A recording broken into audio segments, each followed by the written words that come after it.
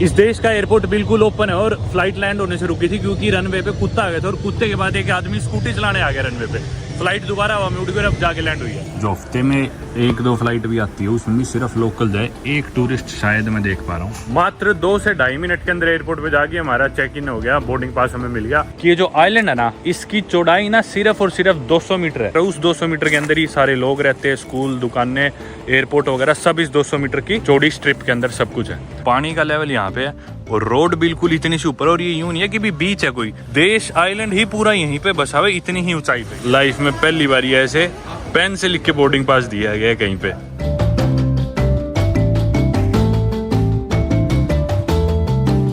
दोस्तों आप सभी को मेरा गुड मॉर्निंग और Tuvalu least visited country in the world में आप सभी का एक और बार स्वागत है एक नई सुबह से। कल तो यार मतलब एक सिंगल चीज भी नहीं खुली थी पूरे देश में, पानी भी नहीं था हमारे पास और कुछ नहीं खा रखा था। वो तो कुदरती मैं परसों थोड़ा दूध ले आया था। और पूरे इस देश में कोई भी एटीएम नहीं है, दही नहीं मिली कहीं भी पूरे देश में। और मैं दूध का वो ले आया था एक टेट्रा पैक 1 लीटर का और कुछ फ्रूट्स ले आया था, उनके सारे गुजारा हो गया। नहीं तो कल गुजारा करना मुश्किल था। कोई सिंगल दुकान कुछ भी खुला नहीं था भाई, कल संडे को यहाँ कुछ नहीं खुलता। आज अभी मंडे है, भूखा मरने लग रहे हो। नवांकुर पता नहीं स्कूटी लेके कहाँ चला गया, हमें साथ निकलना था। तो अभी कुछ खा के आएंगे, पानी खरीदेंगे, थोड़े फ्रेश से होंगे क्योंकि हालत ख़राब हो रखी है कमज़ोरी में। धूप बहुत तीखी होती है यहाँ पे और एकदम से ही सनसेट हो जाता है, एकदम से ही सनराइज हो जाता है। वो शाम या सुबह वाला मंजर नहीं आता है यहाँ पे। तो एकदम तीखी धूप होएगी, एकदम सनसेट होती है, अंधेरा हो जाएगा। ये आ गया, इन्हें स्टैंड ने टाले, ये टाले स्टैंड, तेज बन रहा है। पहली बार चला रहा हूँ मैं तो। चल, इससे बाइक चलानी नहीं, पहली बार चला रहा हूँ मैं तो। चल, इससे बाइक चलानी नहीं आती, इसे बस स्कूटर चलाने आते, स्कूटी आती है बिना गियर वाली। ये लेकिन मिक्स है, ये स्कूटी है गियर वाली और क्लच भी नहीं है इसमें। आगे आगे ना आ तो गए, वो चाइनीज पे नहीं यार, किसी और पे ले चल। कहाँ ले चलूँ? और कोई रेस्टोरेंट नहीं है क्या भाई? यहाँ पे ना एक बेकरी है, हमने नेट पे देखा था। हमने इनको बोला कि तुम्हारे देश में कोई बेकरी है? बोले नहीं कोई है ही नहीं। हम बोले नहीं है एक, बोले हाँ एक है। मतलब इधर सबको पता ही होता है, 11,000 तो इनकी टोटल पॉपुलेशन है, सबको पता होता है क्या आदमी कौन है क्या कर रहा है, इसलिए चोरी वोरी का कुछ नामो निशान ही नहीं है। नवांकुर ना कल यहाँ पे ड्रोन रख के अपना और कमरे में आ गया। सुबह किस टाइम छोड़ के आया तू? 8-9 बजे ना, और दोपहर को 2 बजे आता है ड्रोन गए। तो मतलब 4-5 घंटे बाद हमें तो लगा हुआ कि भी हो गया होगा चोरी। बाहर जाके देखा तो यहीं कहीं पड़ा था। क्योंकि पहली बात तो लोग चुराते नहीं, दूसरी बात अगर किसी ने चुरा भी लिया तो उड़ाएगा कैसे, उसे उड़ाना नहीं आएगा। और उड़ा भी लिया तो सारे लोग समझ जाएंगे कहाँ से लेके, हमारे देश में तो मिलती ही नहीं है चीज़, किसी टूरिस्ट का चुरा है, तो इसलिए कोई करता नहीं है सब काम। चलो दूसरी साइड चलते हैं बेकरी। इधर मेन रोड से हम गुजर रहे थे और ये है इनका एयरपोर्ट। देखो कितना सुनसान पड़ा है। हम इधर आए थे परसों, हफ्ते में सिर्फ 2 फ्लाइट आती है, एक ही प्लेन है जो आता है इस देश में, वो अब आएगा ट्यूसडे को। और देखो एकदम सुनसान, बंद पड़ा है सब एयरपोर्ट वगैरह और रोड बिल्कुल खाली। और अब हम आ गए इनके एयरपोर्ट पे, ये स्कूटी चल रही है एयरपोर्ट पे, ये है साइड में रनवे और ये देखो इस पे ना रनवे पे शाम को लोग गेम खेलते हैं, फुटबॉल वगैरह। अपन शाम को इधर आते हैं खेलने। हमें ना मिल नहीं रही थी बेकरी, हम मतलब देश के उस कोने थे पहले, वो बोले देश के दूसरे कोने जाओ। मतलब मेन इनका जो आइलैंड है जिस पे हम अभी है, फुनाफुती, ये इनकी कैपिटल और आइलैंड यही है। तो हम इसके दूसरे कोने पे आ गए। अब यहाँ पे हमने किसी से पूछा, वो हमें ले आई इधर, पीछे बेकरी है। लेकिन ये देखो यहाँ पे किश्ती विश्ती खड़ी है, सामने समुंदर, खूबसूरत नज़ारा है ना।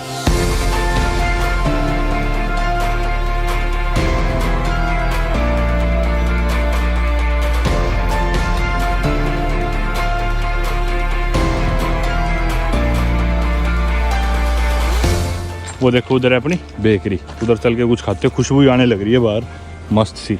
इस पूरे देश का एरिया ना टोटल 26 स्क्वायर किलोमीटर है और दुनिया के 4-5वें नंबर का सबसे छोटा देश है और 11-12 हज़ार पॉपुलेशन है। मुश्किल से कोई टूरिस्ट आते हैं, बहुत ही कम। ये लगा लो एक साल में, कोविड के बाद से तो शायद 1000 टूरिस्ट भी ना आते उस साल में। दुनिया में सबसे कम टूरिस्ट किसी देश में आते तो वो यही देश है। कावा जोन बेकरी।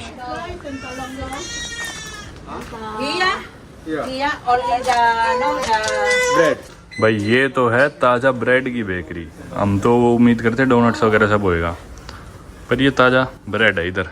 ये देखो इसकी स्लाइस बनती होगी।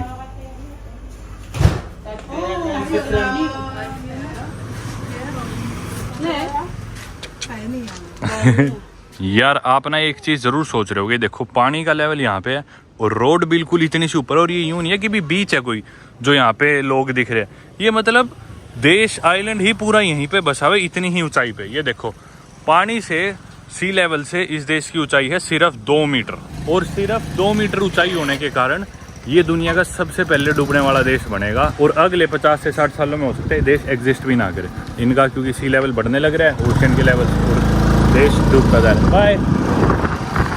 बेकरी ढूंढने में तो हम नाकाम रहे, तो इसलिए अभी इस चाइनीज रेस्टोरेंट पे ही आ गए जिस पर पिछली बार खाया था। 3 hours later. दोपहर को बहुत तेज धूप हो रही थी, थोड़ी थोड़ी देर सो के उठ गए हम, और हाय हाय अब निकल पड़े भाई दोबारा अपनी हायाबुसा पे, चलेंगे थाईलैंड को एक्सप्लोर करने। आ जा।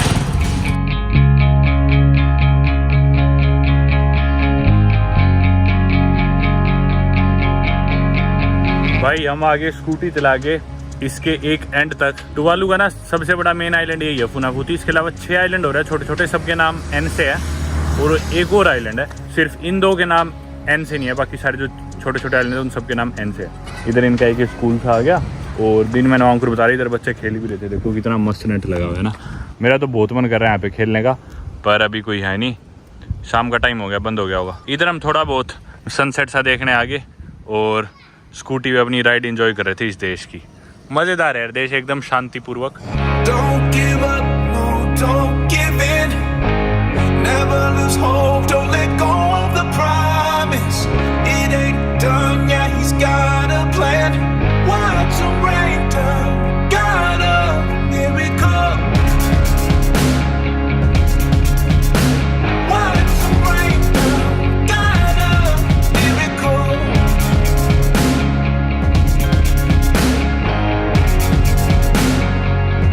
I can see the strength inside you. तो भाई साहब अब हम आ गए पूरे एंड पॉइंट पे, यूँ मान लो ये जो आइलैंड है टुवालू देश का, इसके बिल्कुल एंड पॉइंट पे हम खड़े, और इसके आगे कुछ भी नहीं है, बस इतना सा ही सारा देश है। जैसे मैंने आपको बताया कि ये जो आइलैंड है ना, आप ड्रोन व्यू से ज़्यादा अच्छे समझ पा रहे होगे, इसकी चौड़ाई ना सिर्फ और सिर्फ 200 मीटर है, और इसके दोनों तरफ समुद्र है जैसे आप देख पा रहे होगे। लंबाई में हालांकि 12-13 किलोमीटर होगा ये, लेकिन चौड़ाई सिर्फ 200 मीटर है। उस 200 मीटर के अंदर ही सारे लोग रहते हैं, स्कूल, दुकानें, एयरपोर्ट वगैरह सब इस 200 मीटर की चौड़ी स्ट्रिप के अंदर सब कुछ है। बहुत ज़्यादा खतरा है इस जगह को, कोई भी एक थोड़ी सी भी छोटी मोटी भी सुनामी आ गई ना तो ये देश एक तरह से गायब है। और इधर अर्थक्वेक्स पहले ही बहुत ज़्यादा आते हैं, ये जो पूरा रीजन है पैसिफिक ओशन का पूरा काफ़ी प्रोन है अर्थक्वेक्स के, तो ना लोगों को काफ़ी समस्या है इधर रहने में। इसलिए हर जो भी घर है ना इधर, मैं आपको दिखाऊंगा वापस चलते टाइम, हर आदमी ना 2 तरह के घर बनाता है, मतलब 2 घर बनाते हैं, एक तो घर के अंदर, एक अपने घर के बाहर ही एक और घर, वो आउटसाइड होम बोलते हैं उसे। लकड़ी का घर होगा, उसमें किचन सी होगी, इनका सोने का एक आधा गद्दा रखा होगा, या फिर 2 पेड़ के बीच में इन्होंने हैमक सी बांध रखी होगी जिसमें सो सके। तो अंदर के अलावा इनका एक बाहर का घर जरूर रहता है, ऑलमोस्ट सभी घरों में मैंने नोटिस किया है। और ना ये लोग बिल्कुल नेचर में रहते हैं, हालांकि चाइना का काफ़ी प्रभाव हो गया इधर कुछ टाइम से, जैसे जो भी दुकानें रेस्टोरेंट्स हैं ना मोस्टली चाइनीज़ ओनर्स हैं उनके, लेकिन इधर के लोकल्स को काम दे देते हैं ताकि वो इन्हें तंग भी ना करे। तो चाइनीज़ बिजनेसेस और ये जो स्कूटर वगैरह हमने रेंट पे कराए, एक दिन के 15 ऑस्ट्रेलियन डॉलर का करे, इंडिया के कितने 1100 रुपये का, और कोई आईडी नहीं मांगी, कुछ भी नहीं मांगा। ये लोग ना मतलब बहुत शरीफ है, बहुत ट्रस्ट करते हैं मेहमानों पे और बाहर के लोगों पे, क्योंकि गिने चुने लोग आते हैं टूरिस्ट, पूरी दुनिया में सबसे कम टूरिस्ट इसी देश में आते हैं। उनके साथ ही ज़्यादा सख्त बनने लगे तो ये सोचते हैं कि शायद कोई आए ना, या क्या पता इनका नेचर इतना ज़्यादा अच्छा है। बहुत ही मतलब प्यारे और अच्छे लोग हैं। एक तो यहाँ पे फ़्लाइट कनेक्शंस नहीं है, मैं फिर भी आपको रिकमेंड करूँगा कि बहुत अच्छी जगह है, कि इससे पहले कि भी कुछ नहीं पता भाई फ्यूचर का, कब डूब जाए, कब कोई ऐसा नेचुरल डिजास्टर हो, कुछ नहीं पता लगता, सिर्फ 2 मीटर की ऊंचाई पे। अगर आप लोगों को कभी मौका मिले ना इधर आने का, तो मैं तो इस कंट्री को अपने चैनल के माध्यम से ज़रूर प्रमोट करना चाहूँगा कि कभी मौका लगे तो ज़रूर आना, बहुत अच्छा देश है, और जितना जल्दी हो सके उतना जल्दी आना। ये सामने जो देख रहे हो आप, ये एक और आइलैंड है, हालांकि यहाँ से कोई भी व्हीकल नहीं गुजर सकता, बोट वोट कुछ नहीं जा सकती, क्योंकि ये देखो यहाँ पे पत्थर वगैरह सारे, कोई भी रास्ता नहीं है ढंग से जाने का। पर फिर भी शायद पैदल जाना चाहो या थोड़ा बहुत बीच बीच में तैर के जाना चाहो तो पहुँच सकते हैं। लगभग 500 मीटर की दूरी पे है वो आइलैंड यहाँ से। आप घर भी ना सारे एलिवेटेड, पानी आ जाता होगा समुद्र का इधर, ये देखो ये सारे घर ना उठे हुए हैं, और बाहर एक आउटसाइड होम दिखेगा।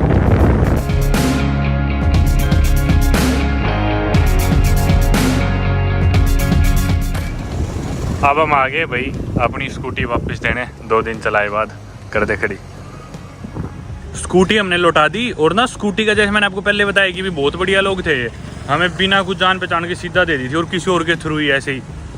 तो $15 ऑस्ट्रेलियन डॉलर एक दिन का रेट था, जो कि कितने हुए 750-800 रुपये हुए एक दिन के।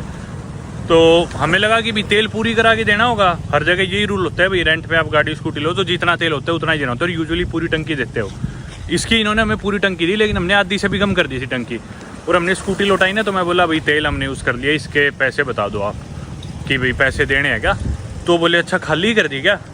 हम बोले नहीं खाली नहीं करी, आधी से थोड़ा कम है। बोले कोई नहीं, इट्स ऑल राइट, चले जाओ, तेल के पैसे मत दो। यूजुअली कार रेंटल्स और ये सारे ना हर देश में इनके साथ एक्सपीरियंस बेकार ही होते हैं सभी लोगों का, क्योंकि इनकी हिडन पॉलिसीज रूल्स बहुत ज़्यादा होते हैं। पलाऊ में हमारा काफ़ी अच्छा एक्सपीरियंस था और यहाँ पे भी स्कूटर वाले के साथ बहुत ही अच्छा था। चलो यहाँ से 900 मीटर है अब हमारा होटल, वहाँ हम जा रहे हैं पैदल।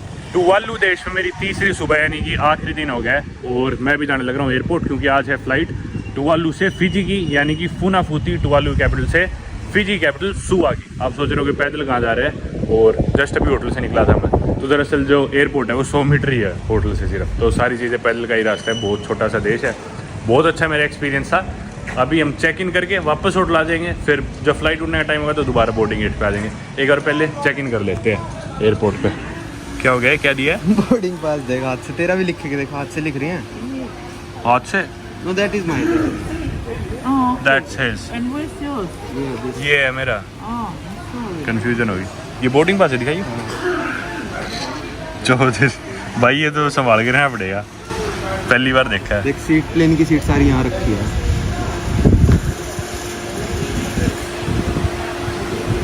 Today flight is on time. Yeah. It's on time. And we also need to check that if they bring our luggage or not, because we don't want to. Yeah, we can go around and check. Yeah. But thank you. ये देखो भाई, life में पहली बार ये ऐसे pen से लिख के बोर्डिंग पास दिया गया है कहीं पे। मस्त लग रहा है ना। ये बिल्कुल हम एयरपोर्ट से बाहर निकल गए। इधर इनका नेशनल बैंक है, इधर एक इकलौती सिम लेने की दुकान है जो कि वीकेंड से बंद होती है और दिनों भी दोपहर को 2-3 बजे बंद हो जाती है। और उधर की तरफ अपना होटल है। मात्र 2 से ढाई मिनट के अंदर एयरपोर्ट पे जाके हमारा चेक इन हो गया, बोर्डिंग पास हमें मिल गया। लेकिन आप लोग सोच रहे हो कि चेक इन तो करा लिया, हमारे बैग्स कहाँ थे? भाई मैंने आपको बताया पहले भी, टुवालू दुनिया की लीस्ट वेस्टेड कंट्री है और एक ही फ्लाइट चलती है हफ्ते में, एक दिन सैटरडे आती है, एक दिन वो ट्यूसडे।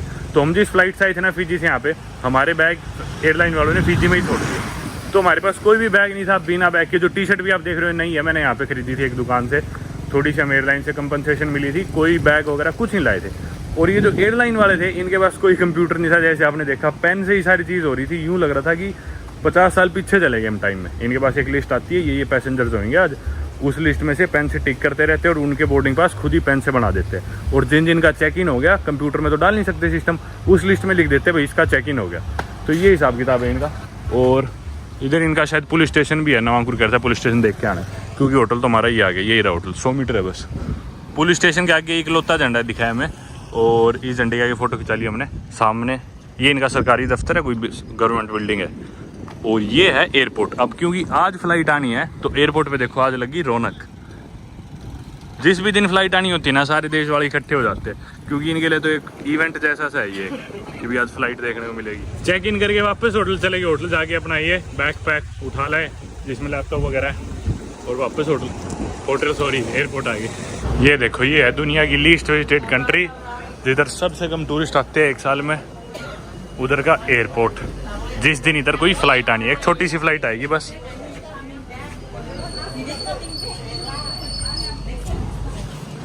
ये लोग इंतजार में हैं, ये भीड़ इकट्ठी हो रखी है ना कि भाई फ्लाइट उतरेगी, लोग आएंगे बस उन्हें देखने के लिए। मोस्टली ये बेचेंगे माड़ाई वगैरह। भाई मेरे पास थे ये ऑस्ट्रेलियन डॉलर और मेरे को लेना था टुवालू डॉलर का सिक्का, जो कि इनकी लोकल करेंसी है। तो ये बोले कि भाई है नहीं इनके, किसी के पास मिला दी। इन्हें अनाउंसमेंट भी कर दी किसी के पास भी हो तो हमें दे दो। नागपुर ने तो ले लिया पर मेरे पास ही नहीं है, तो उधर सामने बैंक में चल के पता करते हैं। ये है भाई नेशनल बैंक, इधर चल के देखते हैं किसी के पास मिल जाए तो।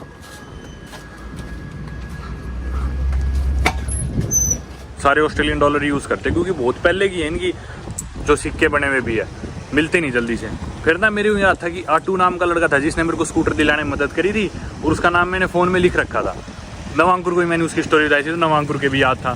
फिर मेरे याद है भाई नेशनल बैंक ऑफ टुवालू में आटू है, तो हम नेशनल बैंक ऑफ टुवालू में चले गए। मैं वहाँ जाके बोला कि भाई आटू है क्या यहाँ पे कोई, तो इतने में वो आ गया, बहुत बढ़िया बंदा था। मैंने पहले तो उसका ईमेल और फ़ोन नंबर वगैरह लिया, फिर मैं बोला भैया ऐसे ऐसे लोकल करेंसी चाहिए मुझे, सोवेनियर तेरे पास है क्या? तो बोला मैं पता करता हूँ। उसके पास नहीं थी, बैंक में भी नहीं थी इनफैक्ट। तो उसका एक जानकार था बैंक में, उसके पास 2 कॉइन पड़े थे, उससे फिर उसने हमें दिलाए और अब मुझे मिल गई फाइनली टुवालू करेंसी। इन टर्टल सा बना हुआ इस पर, बहुत यूनिक करेंसी है इनकी। ये है 1994 का सिक्का है, देखो इस पर टर्टल सा बना हुआ, बहुत यूनिक है। मतलब ऐसी करेंसी है जो, ये देखो क्वीन एलिजाबेथ की फ़ोटो भी है, क्योंकि ये भी ब्रिटिश कंट्रोल में थे ना।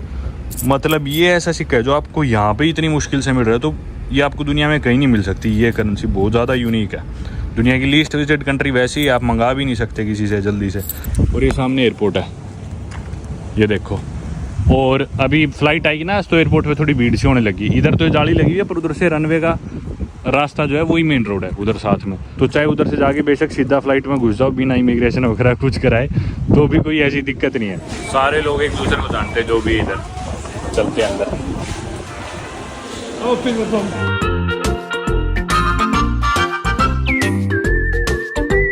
को लग रहा है फ्लाइट लैंड होने वाली है, देखो उसने वो रोक दिया वहाँ का रास्ता। वो देखो रनवे पे कुत्ता भागने लग रहा है, फ्लाइट लैंड होने वाली है, कुत्ता भाग रहा है रनवे पे, बीच में खड़ा हो गया आके। यहाँ से भाई देखो रनवे कैसा है, और यहाँ से आप देख सकते हो सारे लोग भी फ्लाइट लैंडिंग के लिए खड़े हैं। प्लेन तो आ गया,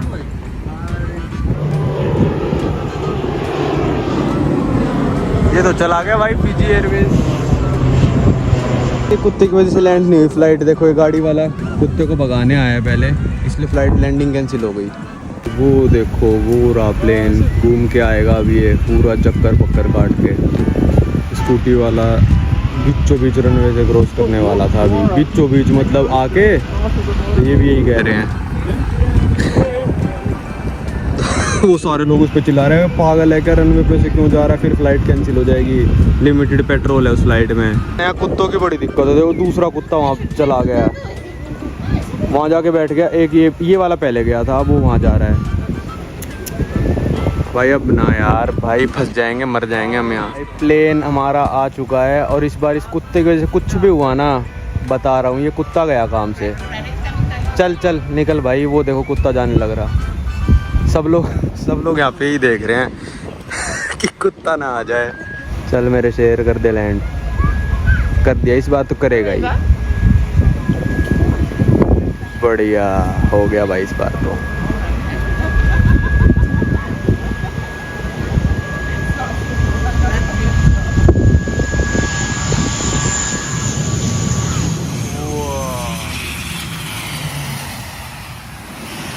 इमिग्रेशन वगैरह होगी और सामने आ गई है फ़्लाइट भी, सुबह से आई है ये भी, और ये भी आगे रुकेगी, ये पैसेंजर उतरेंगे, उसके बाद हम चढ़ेंगे। ये देखो फ़्लाइट को देखने के लिए भीड़ किस तरह जमा होगी, लोकल लोग प्लेन लैंड होता हुआ देखने के लिए आए हुए सारे। और ये देखो साइड में ये एयरपोर्ट है, रनवे के साथ में ही बाइक स्कूटर चल रहे हैं। शाम को लोग फुटबॉल भी खेलते हैं रनवे पे, देखा आपने ऐसा नज़ारा कभी? यहाँ पे ये देखो सिक्योरिटी की ना कोई भी चेकिंग नहीं है। अब जैसे बैग हमने दी ना चेक इन के लिए, सीधा की सीधा उसमें लोड हो गए और सीधा प्लेन में जा रहे हैं।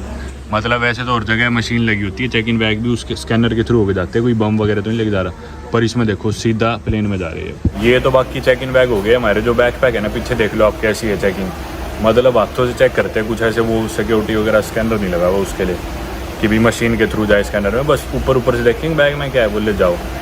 क्योंकि ज़्यादा इक्विपमेंट लगाने का फ़ायदा भी नहीं है, हफ्ते में 1-2 बार ही तो फ्लाइट आनी है, देख लो पीछे कैसे चेकिंग कर रहे हैं, बस यही है इधर जो है। और इमिग्रेशन वाले भी मतलब पता चल रहा था, इतनी उनको आदत नहीं है, पासपोर्ट देख रहे थे कि भी अगला देखना है, पिछला देखना है, कौन सा पेज देखना है, थोड़ा भी लग रहा था, क्योंकि वही है यार, फ़्लाइटें कहाँ थी, इनको कहाँ आदत हुई। अब बस इंतज़ार कर रहे हैं गेट खुले और हमारा सामान ना है, इसकी उम्मीद है, और जाके प्लेन में चढ़ेंगे। फिर इस चीज़ से शायद आप लोग अंदाज़ा लगा पाओ, देखो कितने लोग लगे हुए लाइन में, लेकिन सारे लोकल जाए।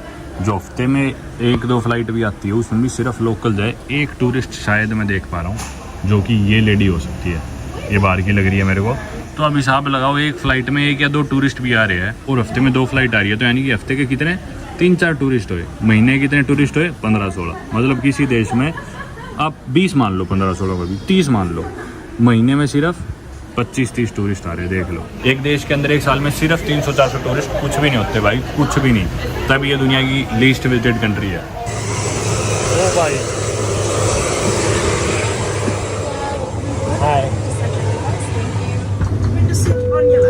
Thank you. तो भाई आज चौथा दिन फाइनली टुवालू में, और अब इस देश को अलविदा कहते हुए मज़े आए भाई। चार सूरज देख लिए अभी, जैसे नवांकुर कह रहा था। 3 रात 4 दिन बिताए और प्लेन में ही बैठ गए। एयरपोर्ट तो मैंने आपको इनका अच्छी तरह दिखा दिया है। कुछ ये नज़ारे, मेरे को विंडो सीट मिल गई, उधर बैठा नवांकुर। बस आज ये डिबोर्ड ना करते अपने को, सामान तो वही है। कहीं कहते पैसेंजर ज़्यादा डिबोर्ड होगा, नहीं हम नहीं होंगे। बस टेक ऑफ करने वाली है फ्लाइट, और इसी के साथ अलविदा भी कहते हैं इस देश को। कुछ नहीं पता भाई आने वाले टाइम में ये देश एग्जिस्ट भी करेगा नहीं करेगा, क्योंकि सिर्फ जैसे मैंने पहले ही बताया 2 मीटर की ऊंचाई पे है और समुद्र के जो लेवल है वो ऊपर उठने लग रहे हैं। तो आने वाले कुछ सालों में शायद हो सकता है कि देश डूब ही चुका रहेगा, और आना ही बहुत मुश्किल है भाई। यहाँ पे इतनी अलग अलग फ्लाइट से लेके पहुँचना, प्लस ये बचे ना बचे देश, तो शायद हो सकता है कि आखिरी ही बारी थी लाइफ की। पर अच्छा एक्सपीरियंस है यार, मज़ा आया। Never lose hope, don't let go